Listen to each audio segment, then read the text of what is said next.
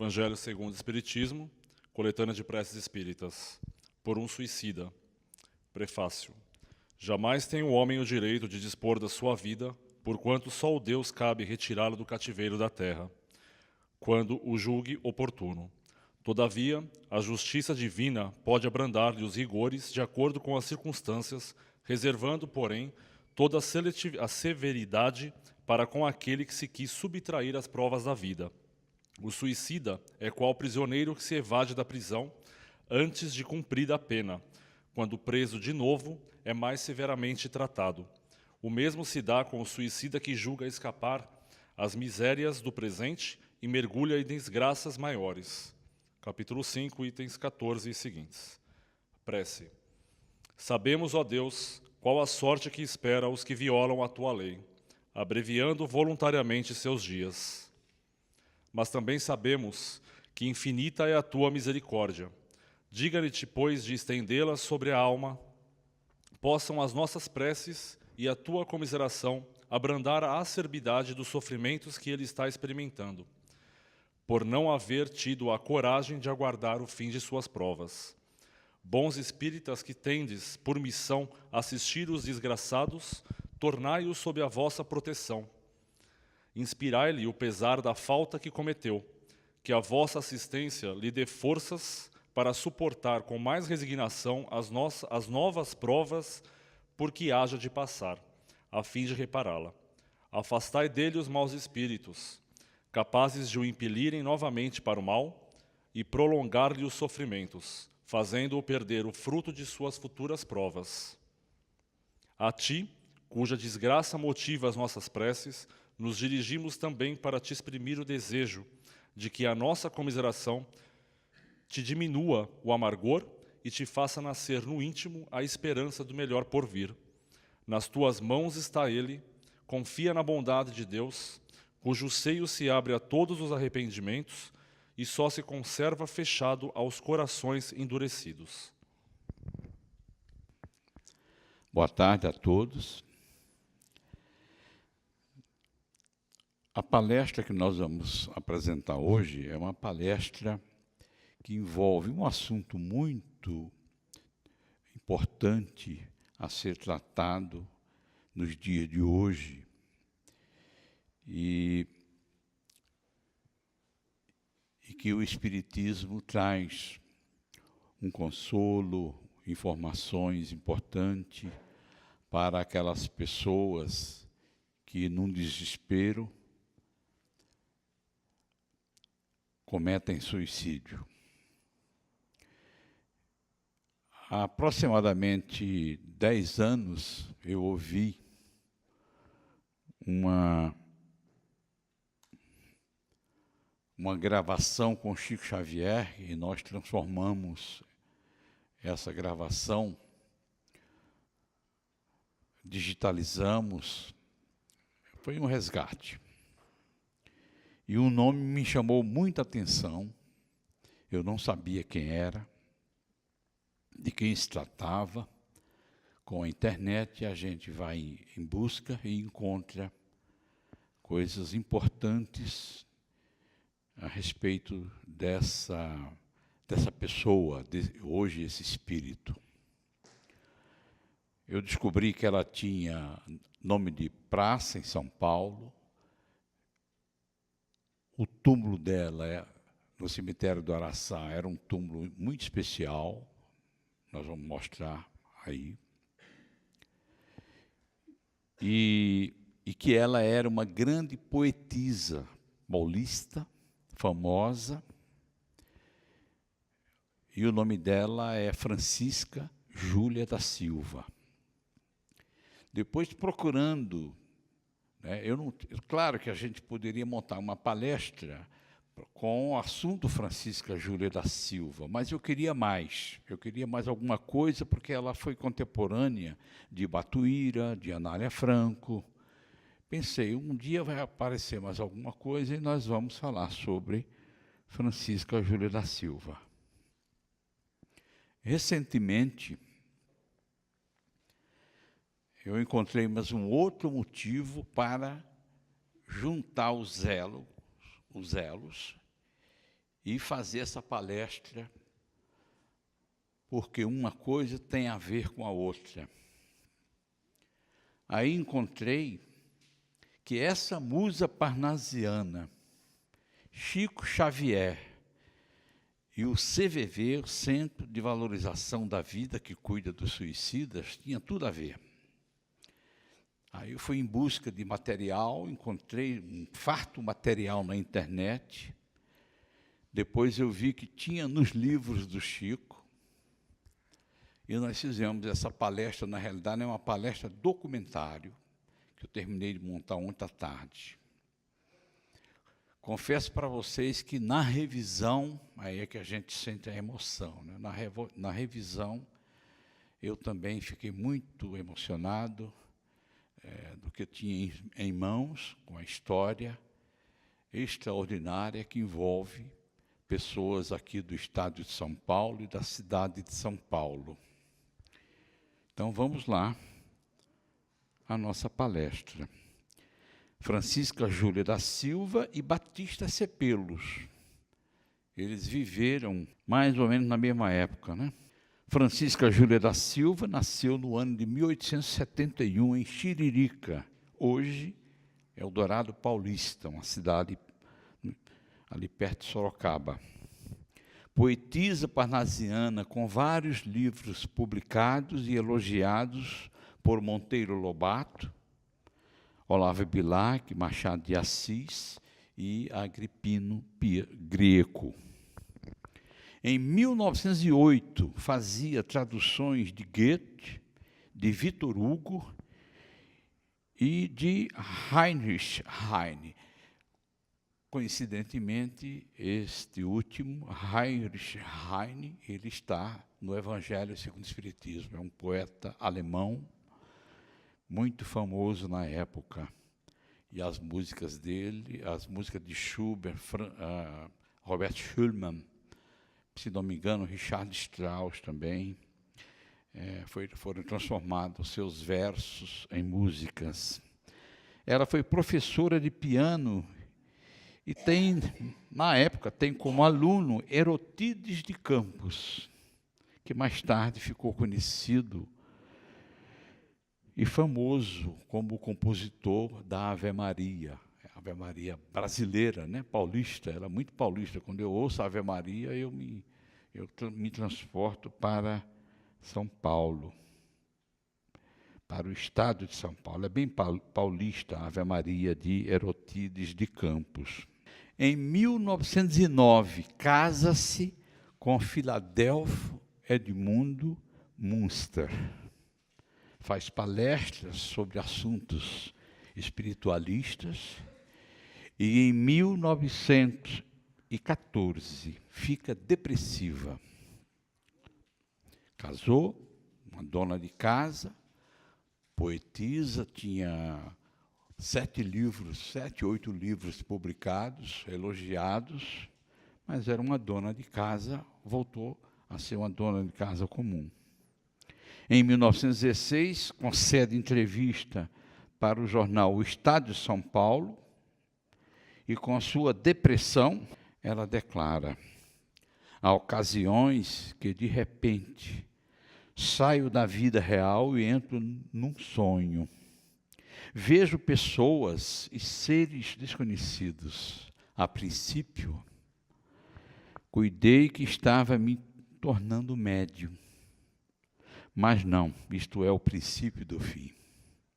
Sinto-me feliz ao observar dia a dia que esse fim se aproxima. Quer dizer, é uma declaração de uma pessoa que está depressiva, né? Marido doente. O assunto morte já tinha sido inserido nos seus poemas. A gente percebe isso ao ler os poemas da Francisca Júlia da Silva. Fica bem claro essa questão aí. Os amigos paulistanos se afastam de Francisca Júlia, que se torna espiritualista, onde o tema vida depois da morte e reencarnação eram os assuntos prediletos em suas conversas e escritos.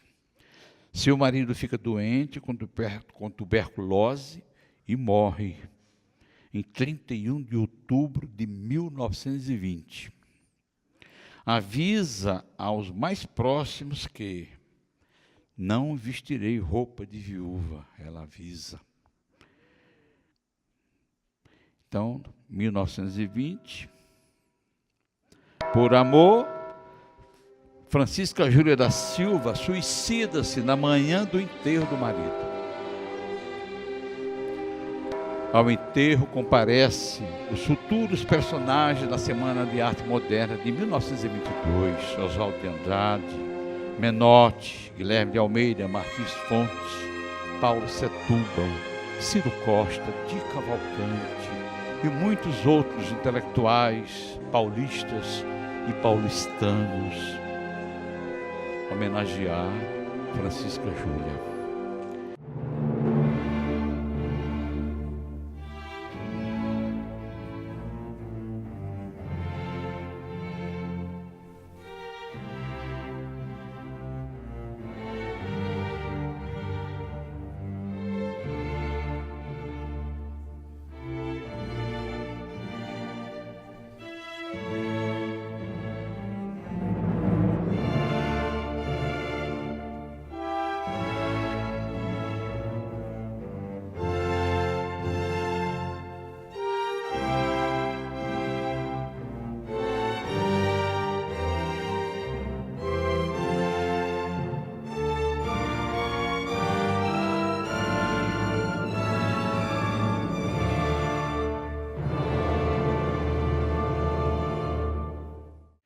Esses sugerem ao governo de São Paulo que faça mausoléu.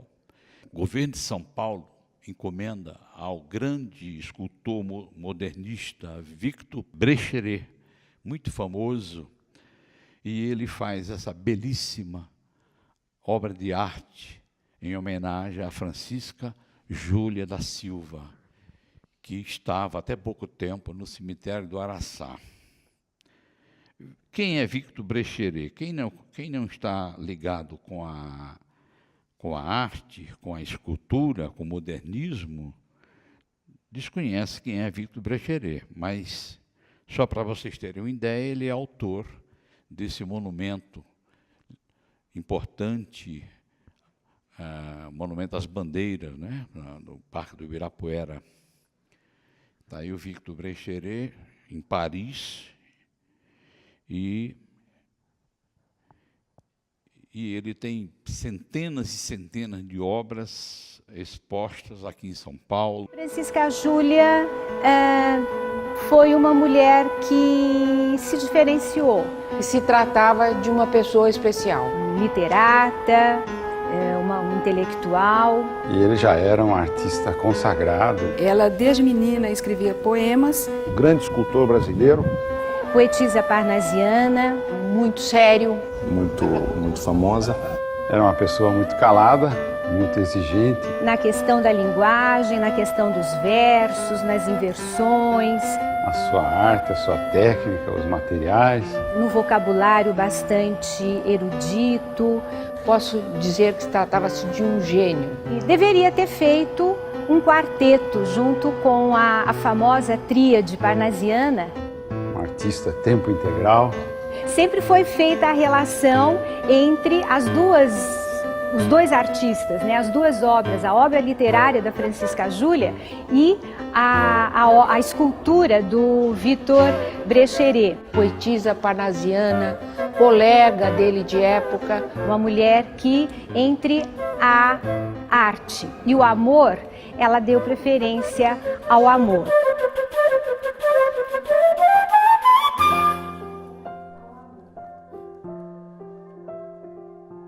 Grave e branca, de pé num bloco de Carrara. Que lhe serve de trono a formosa escultura. Vênus, túmido o colo, em severa postura. Com seus olhos de pedra, o mundo inteiro encara. Um sopro, um quê de vida o gênio lhe insuflara. E impassível de pé, mostra em toda a brancura, Desde as linhas da face ao talhe da cintura. A majestade real de uma beleza rara. vendo-a nesta postura e neste nobre entorno, que pelo gládio arranca, julgo vê-la descer lentamente do trono. E na mesma atitude a que a insolência abriga, postar-se à minha frente, impassível e branca, na fria perfeição da formosura antiga. Mas o fato é que essa morte aos 49 anos de idade consternou aquela legião de admiradores, e entre eles o poeta e mecenas José de Freitas Vale, que também era um deputado pelo Partido Republicano Paulista.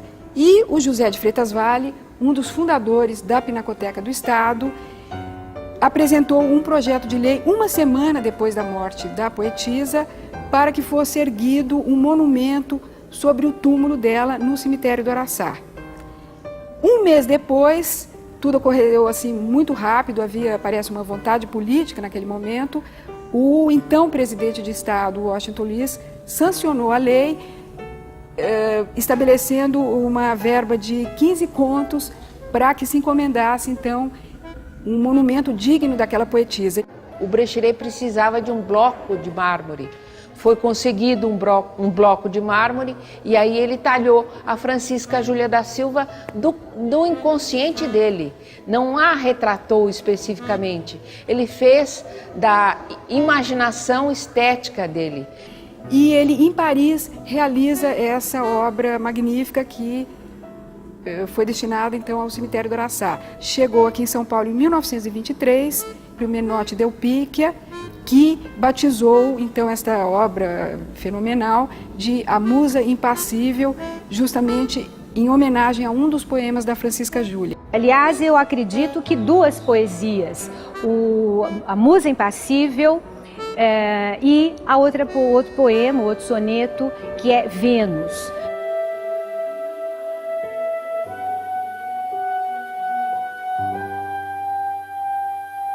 É uma peça feita em mármore de Carrara, chama de uma extraordinária beleza, e que com o passar do tempo, desses 80 anos, submetida à inclemência das intempéries, aos gases tóxicos da Avenida Doutor Arnaldo, vem sofrendo um processo de desgaste que prejudica uma obra invalorável do ponto de vista cultural.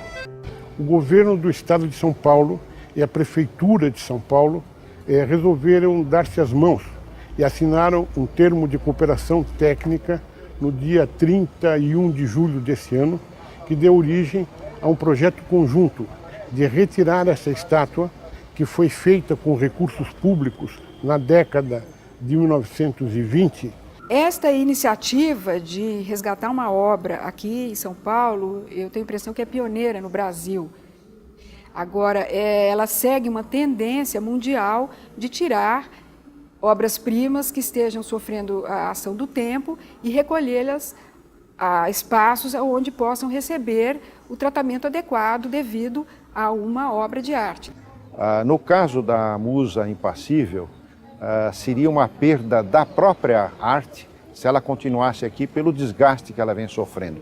Nós estamos aqui utilizando recursos da Urbal, que é um fundo europeu, para resgatar uma escultura em parceria com a família do Brecheret e da Francisca Júlia.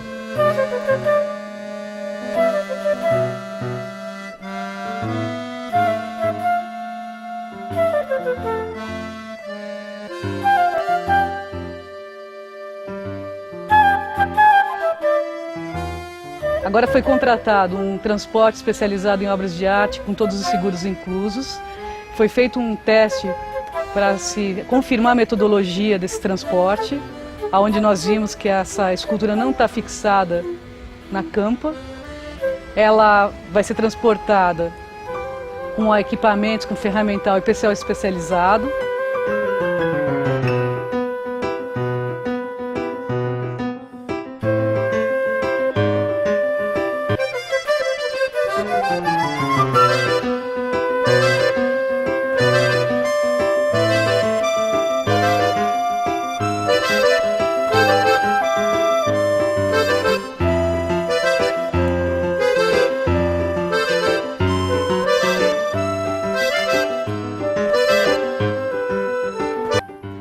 escolha de outro material para fazer a réplica da escultura, com certeza vai ter uma durabilidade muito maior do que o mármore de Carrara, que está exposto no cemitério. Essa réplica vai ser confeccionada em bronze, junto com uma placa comemorativa da data, explicando todo esse processo. Isso sim vem para o cemitério. A Francisca Júlia poderia, teoricamente, ir para qualquer museu de São Paulo, só que a história dela está intimamente ligada com a Pinacoteca. Depois de um árduo trabalho que levou cerca de 1 ano, efetivamente, para que essa escultura, que mede mais de 2 metros de altura, seja vista pelo público enorme que frequenta a Pinacoteca do Estado. A obra no cemitério, ela é procurada por estudantes de artes que vão atrás de obras escondidas em São Paulo. Ela indo para a Pinacoteca, ela vai ter uma visitação muito maior.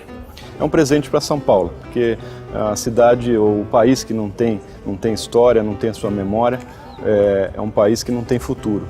Então eu acredito sim que esse é o momento de se resgatar o nome de Francisca Júlia e é também o momento de se privilegiar mais ainda o escultor Vitor Brecheret.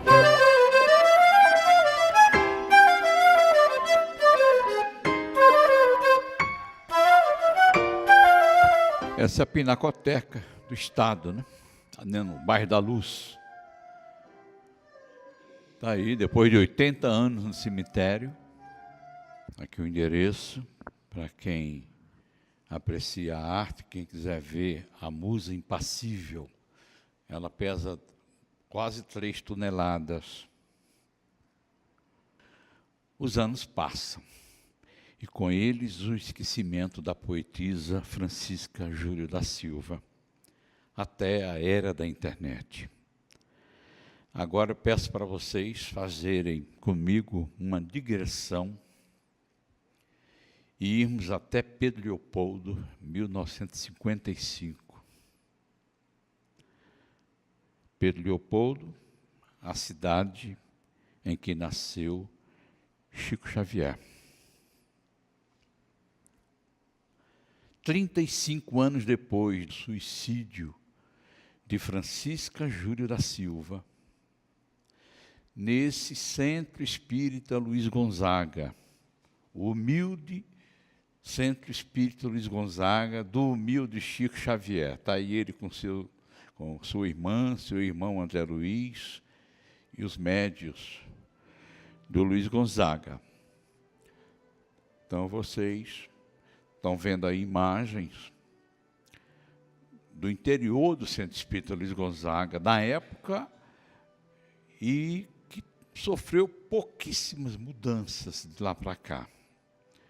Hoje é presidido pela Célia Diniz, e ele foi construído no lugar onde o Chico nasceu. A casinha lá do seu João Cândido e da Dona Maria João de Deus, ela caiu em 1918 com uma chuva forte, e em 1948 a 50, Nélio Lúcio, o espírito Nélio Lúcio, comandou uma equipe aqui na terra e construiu o Centro Espírita Luiz Gonzaga. Está aí. Essas imagens que vocês estão assistindo são imagens do 1955. Exatamente o foco da nossa digressão. 1955, Chico tinha 45 anos de idade, porque ele é de 1910, né? Aí são imagens recuperadas há 10 anos atrás, feita por um grande pesquisador chamado César Bournier. Toda a pesquisa dele está aqui no Museu Espírita de São Paulo, que ele doou para o Instituto Brasileiro de Pesquisas Psicobiofísicas, comandada pelo Dr. Hernani Guimarães Andrade e a professora Suzuko Hashizumi. E esse acervo foi doado para o Museu e Biblioteca Espírita de São Paulo, seccional da Federação Espírita Brasileira, na capital paulista. Daí vemos o Chico, então, psicografando. Essas psicografias, são de receituário, né? Você pode ver porque tem uma quantidade enorme de papel ali, e o Chico psicografando receituário do Dr. Bezerra de Menezes. 1955, que é o ano foco da nossa pesquisa e da nossa palestra. Está aí o Chico lendo. O Centro Espírita Luiz Gonzaga, fundado por Chico Xavier, tem sessões públicas semanais de estudos do Evangelho e mediúnicas privadas. O querido médio de Emmanuel recebe uma entidade espiritual que lhe passa o soneto Brado de Fé, por via psicográfica, no dia 19 de julho de 1955, com ortografia antiga, isto é, do tempo em que viveu e era considerada a maior poetisa parnasiana. Francisca Júlia da Silva, que assina o soneto com sua própria caligrafia. Chico Xavier guarda a psicografia e não inclui nas novas edições do seu livro Parnaso de Além Túmulo, que o Parnaso de Além Túmulo era um livro pequeno, né, em 1931, 32, quando é lançado. Mas com os poetas vindo no decorrer dos anos, aquela poesia era tão importante, os poetas também eram tão importantes que a FEB adicionava, o Chico Xavier mandava para a Federação Espírita Brasileira, e a Federação Espírita Brasileira ia acrescentando na próxima edição.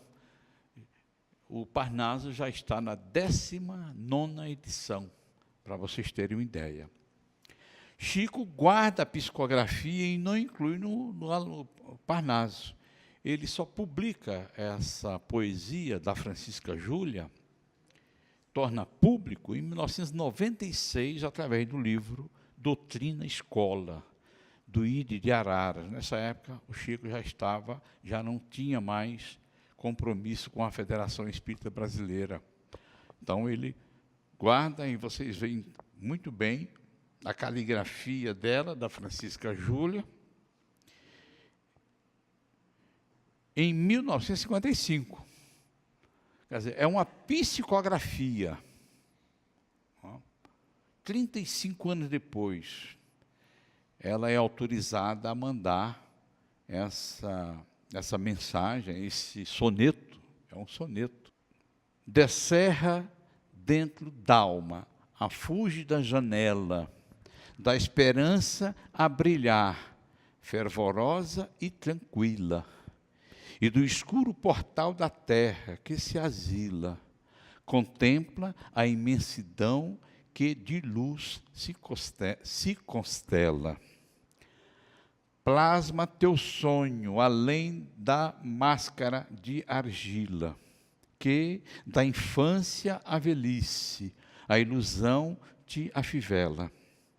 Na miséria ou da glória, a carne por mais bela, é sempre a mesma flor que o sepulcro aniquila.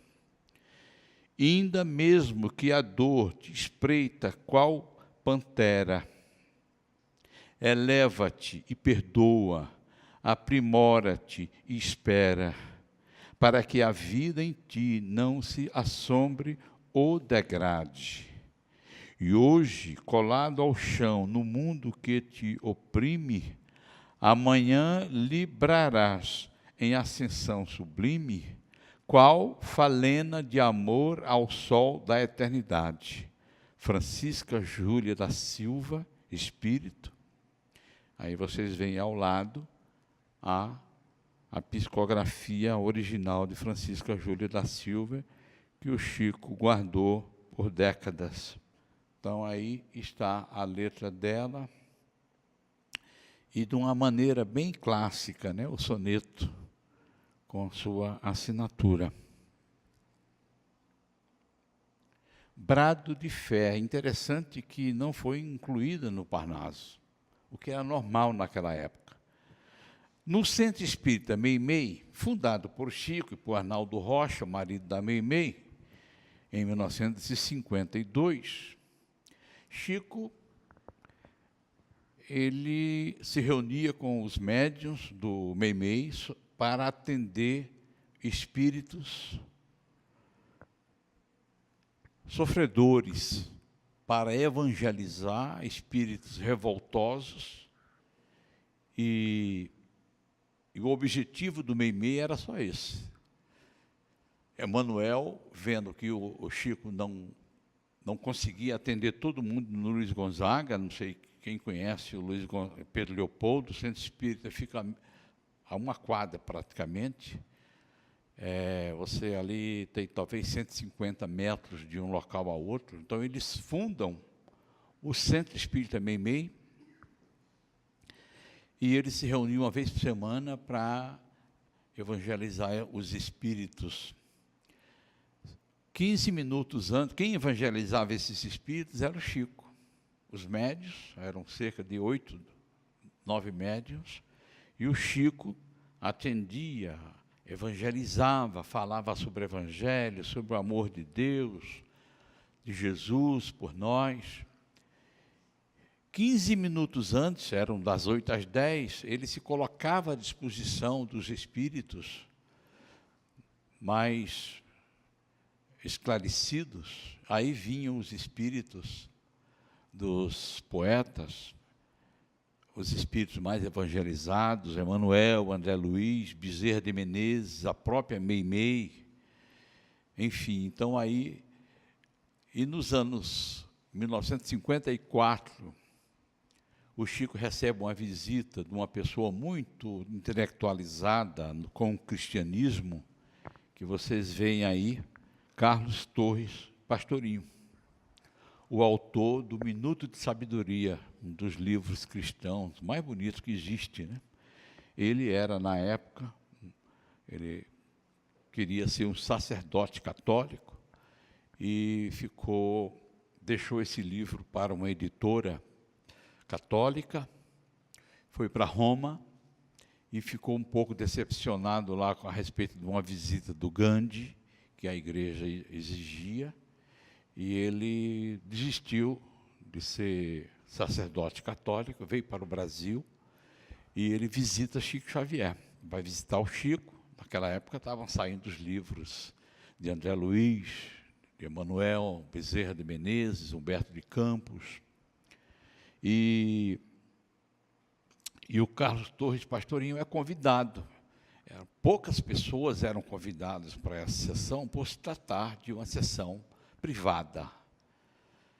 Quando ele vê aquele grupo que estuda um verdadeiro cristianismo, que o Chico empregando a verdade espírita, a verdade cristã, com aqueles espíritos sofredores, convencendo aqueles espíritos. Depois vem Emmanuel, André Luiz, Bezerra, Eurípides Bassanufo, Caibá Schutel, com aquela simplicidade evangélica, cristã, espírita. Ele fica fascinado e pergunta: por que vocês não gravam isso?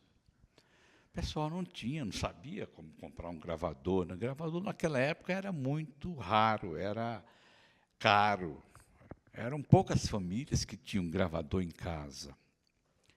Ele volta ao Rio de Janeiro, compra esse gravador aí, ele está lá numa exposição de um historiador, de Pedro Leopoldo. Nós fizemos esse quadro para ilustrar um material que a gente divulgou. Nós recuperamos essas gravações durante 2 anos, de 55 a 57. Final de 54, o ano inteiro de 55 e 57 e 56. Primeiro, foi transcrito essas gravações e transformou-se no livro chamado Instruções Psicofônicas. Em 1956, a Federação Espírita Brasileira lançou esse livro, foi organizado pelo marido da Meimei, o Arnaldo Rocha. aquele logo abaixo do Batuíra e ao lado do Chico. Então ele fez, organizou, quem revisou foi o Emanuel, porque ele não deixava passar nada, né? Tudo Chico ele revisava. E é feito o livro Instruções Psicofônicas. No ano seguinte, sai o livro Vozes do Grande Além, com outras mensagens. Então, aí o Arnaldo Rocha organiza e sai o segundo livro, baseado no que foi gravado nesse gravador, Chico recebendo os espíritos de luz. Tem 2 ou 3 aí trevosos, mas depois o Chico consegue tirar a revolta dele. E esse material está disponível aí para vocês ouvirem e assistirem. Então, nós mandamos fazer essa arte, é um óleo sobre tela. E essas pessoas são pessoas conhecidas, famosas, vamos dizer assim, no movimento espírita, que eu fiquei sabendo que elas estiveram lá, né? Convidado por Chico. Só tem uma pessoa que está encarnada, que é a dona Hilda Tavares, a esposa de Clóvis Tavares. As outras pessoas já voltaram a ser espíritos desencarnados. Então, aqui nós temos uma sessão mediúnica do Centro Espírita Meimei. E no ano de 1955, quem comparece lá? Me chamou a atenção o seguinte: André Luiz vai até o umbral. Isso para mim ficou bem claro. 35 anos depois, e resgata a Francisca Júlia da Silva. Agora, olha que detalhe. Ela é uma suicida, certo? 35 anos depois, André Luiz vai lá no umbral, onde ela estava, a gente não sabe, né? Meus amigos, em vossos dias cinzentos, lembrai aqueles irmãos que perambulam nas trevas, sofrendo as pedras da estrada. Recordai aqueles que se encontram atados ao leito imóvel, sob o aguaceiro das provas. Não vos esqueçais dos que estão soterrados na lama das grandes culpas. Diante da mesa pobre, lembrai os companheiros que tragam o fel da fome. Entre as alfinetadas dos dissabores, não olvideis quem padece as punhaladas da expiação. Para escalar a montanha salvadora, contemplemos quem brilha à frente, mas para não cairmos na marcha, fitemos quem chora na retaguarda. A luta é um instrumento divino, não a menosprezeis. Com estas palavras, apresentamos à nossa casa a irmã Francisca Júlia da Silva, que, havendo experimentado aflitivas provações, depois da morte do corpo físico, atualmente se propõe trabalhar no combate ao suicídio. Rogamos assim alguns instantes de atenção e silêncio ao nosso grupo, para que ela possa transmitir a sua mensagem. A todos, a saudação e o agradecimento do companheiro André Luiz.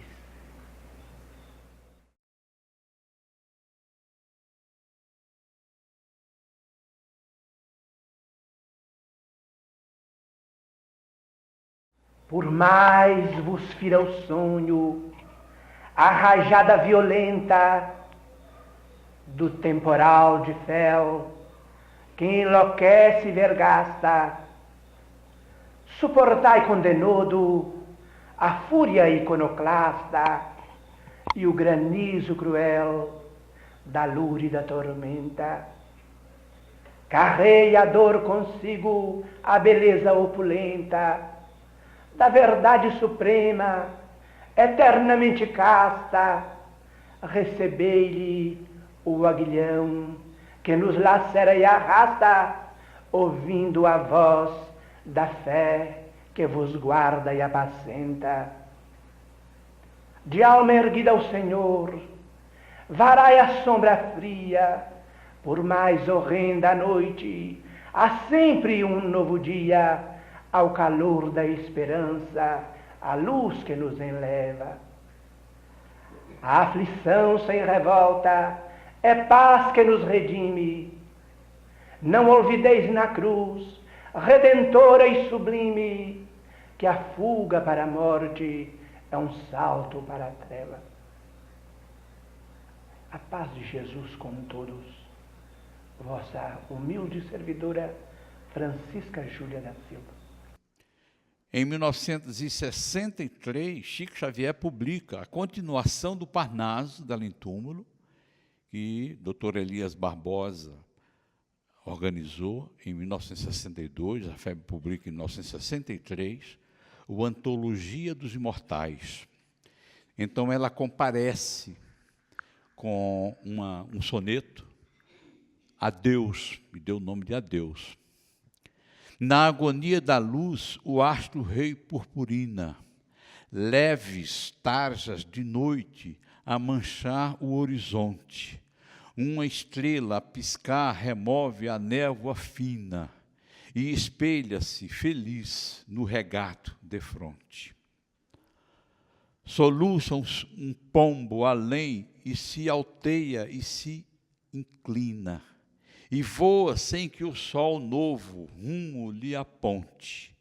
Humilde rola, chora a gemer na campina, alheia ao prado em flor e a carícia da fonte. Chega a sombra afinal, aparece a tristeza, no arrulho que ficou por gemidos em bando, quais cordas a estalar numa lira retesa. Assim, num dia assim, a morrer sem alarde, chorando eu disse adeus, e ele partiu chorando, a renascer na terra, onde estarei mais tarde. Olha que coisa linda, né? Primeiro que ela abre um pouco dos acontecimentos e termina a renascer na terra, onde estarei mais tarde. A gente não sabe aí que data, né? E ainda bem que ninguém sabe disso, mas ela sabe que ela vai voltar para a terra, a Francisca Júlia da Silva. Apresentamos à nossa casa a irmã Francisca Júlia da Silva, que, havendo experimentado aflitivas provações, depois da morte do corpo físico, atualmente se propõe trabalhar no combate ao suicídio. Esse sacerdote anglicano, Sir Edward Shedvarah, ele funda em Londres os Samaritanos, que é uma entidade para atender as pessoas desesperadas por suicídio.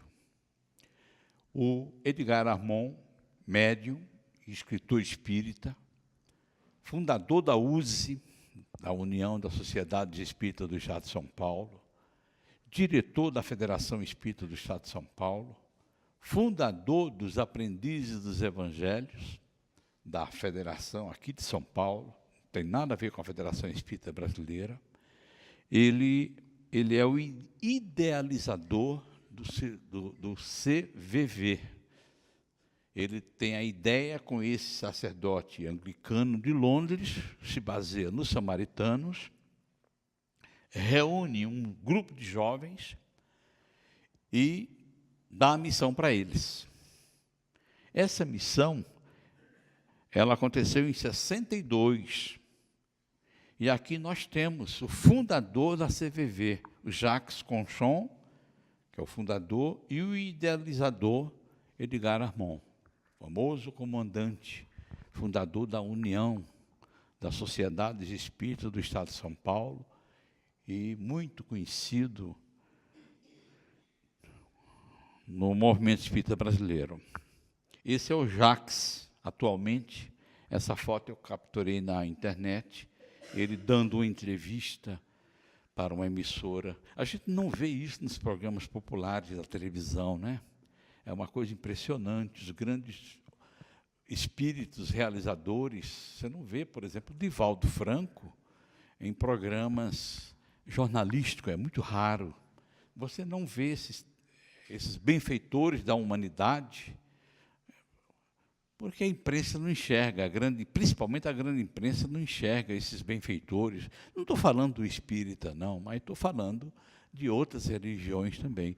Estão ligados à religião, então eles se afastam. Acham que todo mundo, todas as religiões, têm problemas, têm interesse. Enfim, é a cegueira da intelectualidade, né? Qual a natureza do trabalho de CVV? Os jovens ficam confusos. O primeiro grupo de voluntários ficam em dúvida e se seria filosófico, científico ou religioso. Formam uma caravana e vão até Uberaba pedir orientação para Chico Xavier.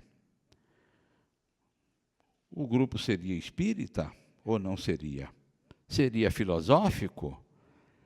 O que seria?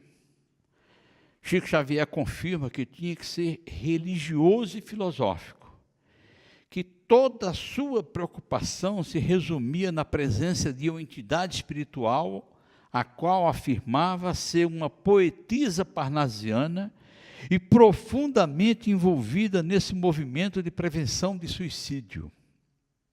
Atividade a qual já existia no mundo espiritual e agora se organizava através deles na dimensão física. Olha só, a Francisca Júlia, lembra da fala do André Luiz, que ela vinha cuidar do suicida? A Francisca Júlia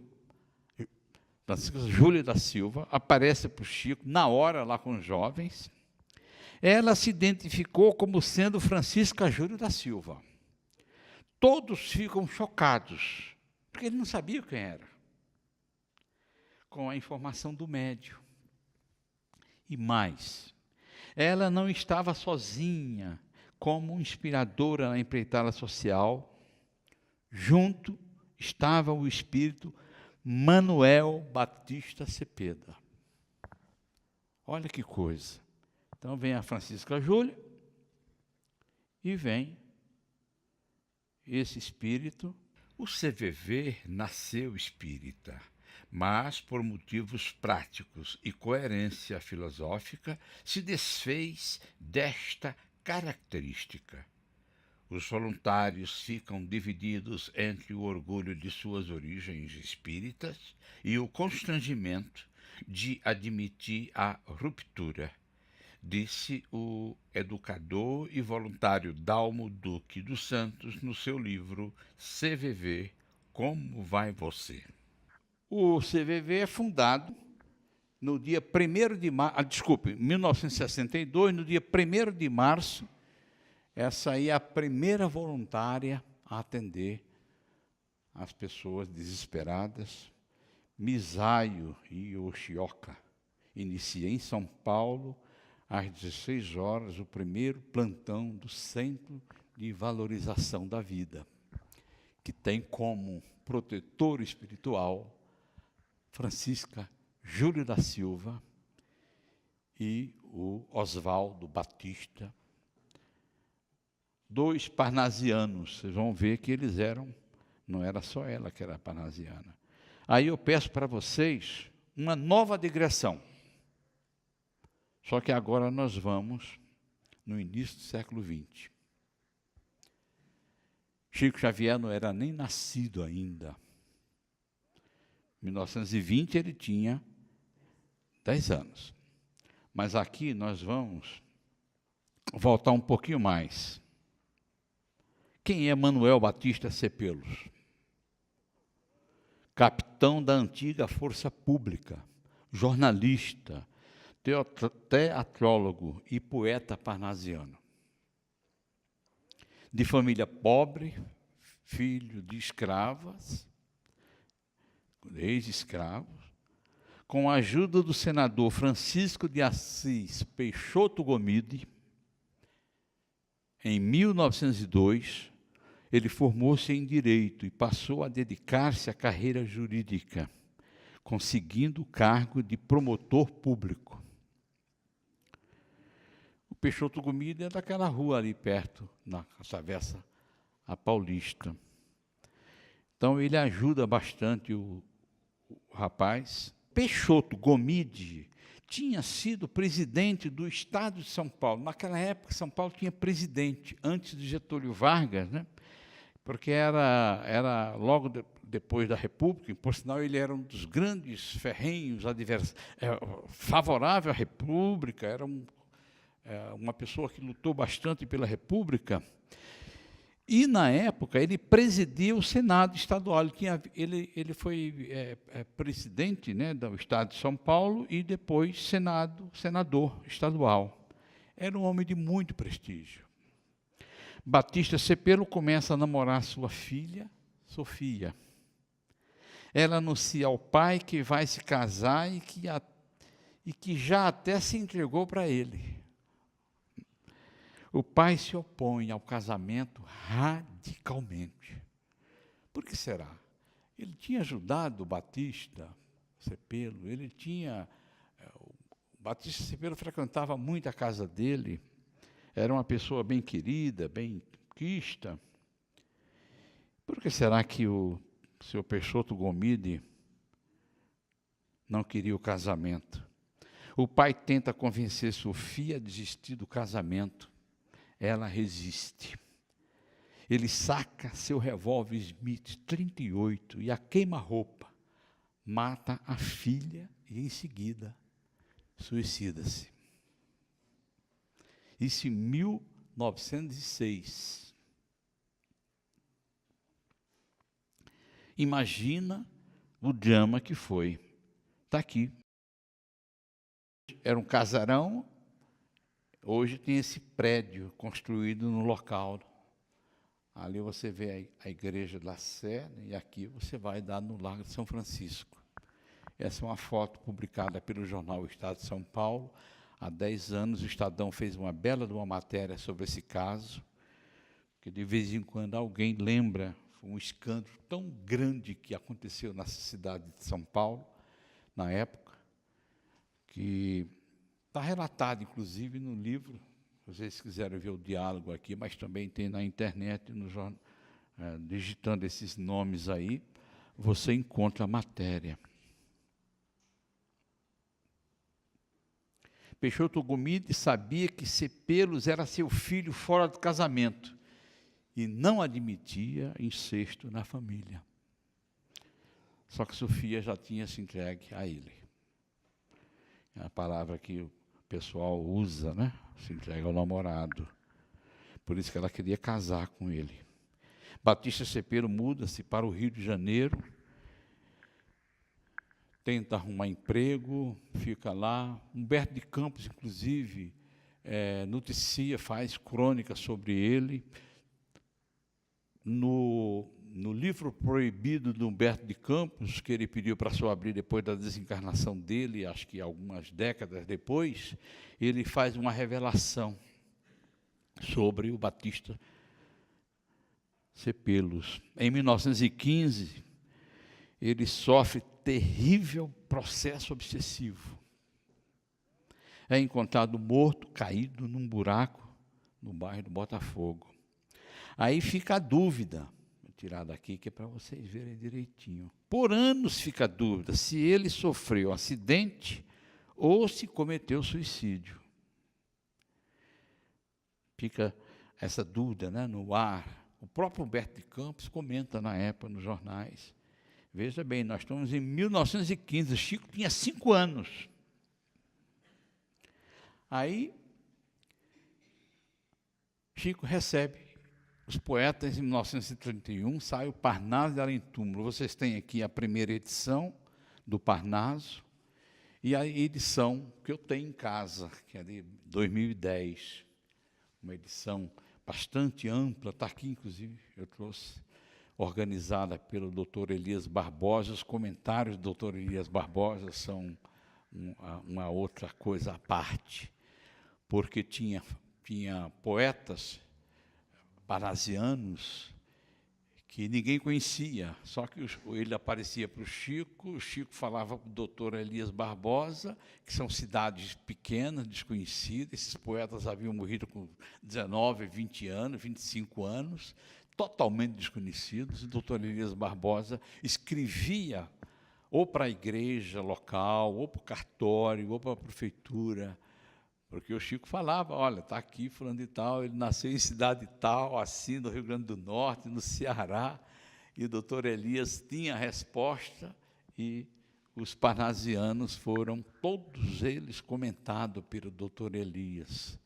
Quer dizer, tinha os conhecidos e os desconhecidos. Então, essa edição é uma edição que foi, ela saiu em edição quando completou 40 anos, em 1972. Então, essa é uma edição já ampliada, né, com os comentários do doutor Elias. Aí, desfaz a dúvida. Aí ele aparece, é um dos parnasianos. Aparece com esse soneto no Parnaso, confessando que ele se suicidou. Eu fui pedir à natureza um dia que me desse um consolo a tantas dores. Desalentado e triste, pressentia, cansada e triste como os sofredores. Encaminhei-me à porta da agonia, corroído por chagas interiores, buscando a morte que me aparecia como o termo anelado aos dissabores. Desvendando esse trágico segredo que a alma decifra, pávida de medo, com ansiedade e temores dos galés. Está aqui. Está no Parnaso, tá, gente?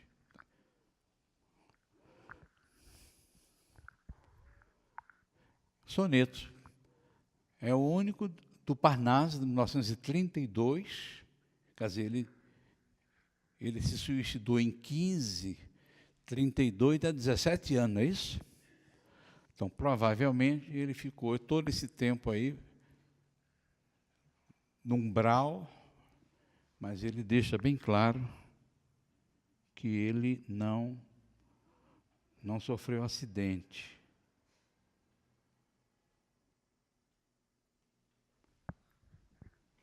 Mas que atroz remorso me persegue.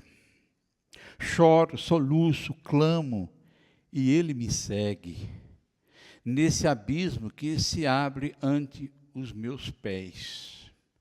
Ninguém ouve na terra esse lamento, da minha dor imensa, incompreendida,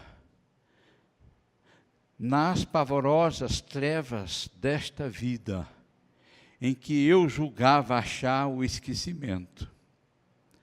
Tenebrosa essa noite indefinida, cheia de tempestade e sofrimento, no país do pavor e do tormento, onde chora a minha alma ensequecida, onde o não ser, a paz calma e serena, que me traria o bálsamo a esta pena, interminável, rude, dolorosa.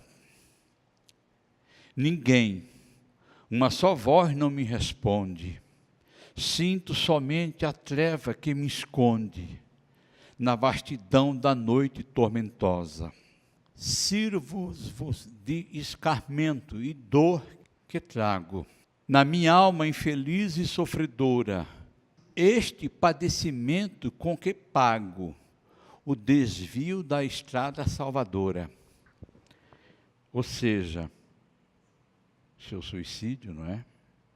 Aqui somente ampara-me esse vago pressentimento de uma nova aurora, quando terei os bens, o brando afago da luz que está na dor depuradora. Agora sim, depois de tantos anos de tormentos, em meio aos desenganos, espero o sol de novas alvoradas, de existências de pranto e de miséria, para beber no cálice da matéria as essências das dores renegadas. Aí ele confessa, ele viu, ele sofreu muito, né, o Batista, não era para menos.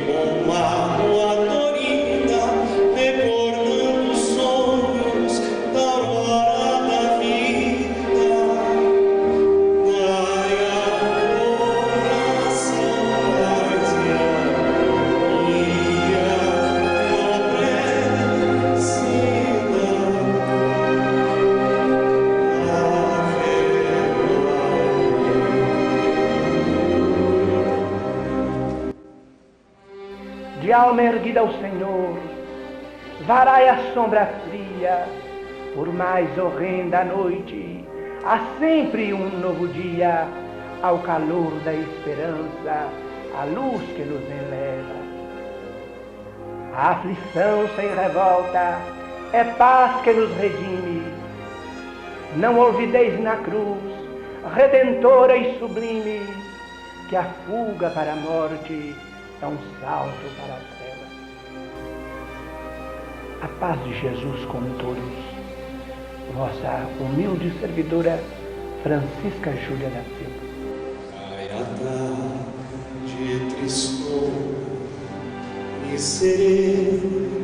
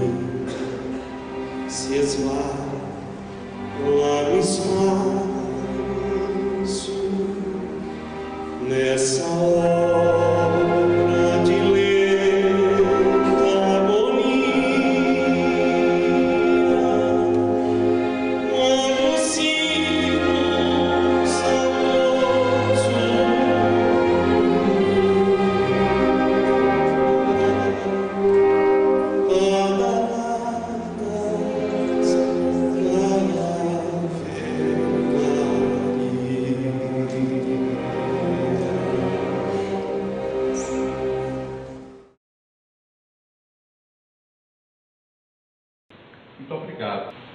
Quem conhecia essa música? Eu, que eu conhecia. Quem conhecia? Minha Ave Maria. Conhecia. O Petrônio, acho que gravou essa música, o Chico Petrônio. Francisco Petrônio, Gravou. Augusto Malheiros, essas coisas, né? É uma beleza, né? Uma canção bem paulista. Eu perdi isso. Talvez eu estivesse interessado em outra coisa. Quando é que foi retirada a estátua do cemitério do Araçá? 2006. Ah, 2006. É porque eu fiz um apanhado assim, sem... né? Talvez eu estivesse olhando outra coisa. Está na Pinacoteca. Gente, olha que beleza que é essa. É porque ali é muito movimento e estraga mesmo, né? A poluição. Mas olha que beleza que é a mediunidade do Chico. A gente sabe disso. Né? Mas é importante juntar as coisas. É uma afirmativa escrita, está aqui os livros, eu pus todos os livros das pesquisas, caso vocês queiram manusear. E tem um aqui que eu reservei. E tem um negócio muito interessante que está no livro do Dalmo. Na mesma época, vários países fundaram algo semelhante. Na Itália, nos Estados Unidos, não só na Inglaterra, né? E na França, para salvar vidas. É como se fosse falanges de espíritos que vieram à Terra com essa. Mas aí eles localizam as pessoas corretas, sabem que não vão falhar, porque trata-se de uma missão importante para o planeta, que é salvar vidas. E quem apadrinhando tudo é a Francisca Júlia da Silva, e que até então eu não sabia, depois que eu li esse livro do CVV, que eu tomei conhecimento dos jovens que iam até Chico Xavier, e ele fala, não só da Francisca, como também do Batista, Manuel Batista, né? Poeta. Para terminar, eu peço a autorização de vocês para ler uma prece que Chico recebeu no dia que foi inaugurado o novo Centro Espírita Luiz Gonzaga, no dia 2 de abril de 1950, quando aquelas imagens que vocês viram inicialmente, o colégio, junto com as de 1955, foram feitas por César Bournier em 50 e por Laura Michelin, do Índio de Araras, em 1955. Rogativa, Senhor, sobre este lar, erguido as dores, traze a consolação de tua graça, que esta casa de amor se abra a quem passa, por bendito refúgio aos sofredores. Que a tua luz aqui brilhe sem jaça, na palavra dos gênios benfeitores, que deste ninho em paz, tecido em flores, toda a sombra da terra se desfaça.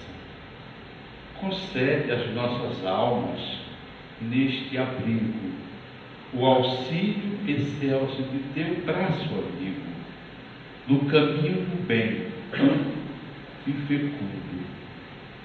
Que sirvamos contigo, lado a lado, no Brasil do Evangelho restaurado, onde traçaste o coração do mundo.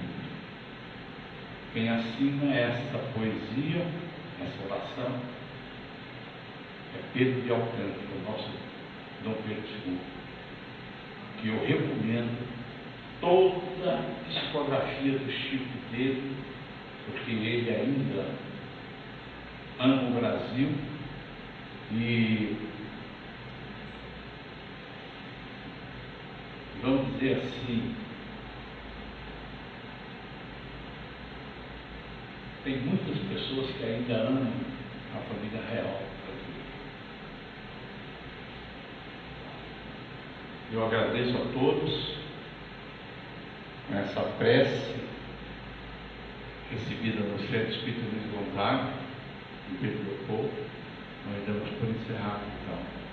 E agora temos paz. Muito obrigado a todos vocês.